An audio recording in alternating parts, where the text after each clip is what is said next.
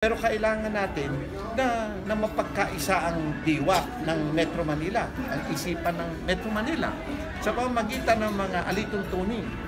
Ang una-una nagaan ng isip ng tao, yung batas eh. Yan ang nagpapag-isa sa atin. At yun ang hindi natin magawa sa Metro Manila. Kani-kanya ang mga lokal na pamahalaan. Kaya ito ang layo ng batas na ito ay mapag-isa natin.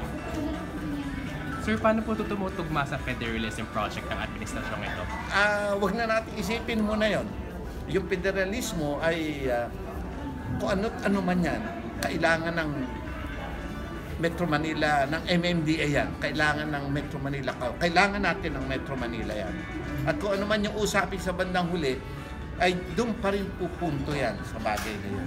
Kinakailangan magkaroon ng pamamaraan ang Metro Manila na makagawa siya ng mga batas na legal at sa mabuti at mabilis na pamamaraan. Ang layon, mapag-isa ang isipan ng bawat isang nakatira dito at kumikilos sa Metro Manila. Tayong lahat, magkaisa tayo.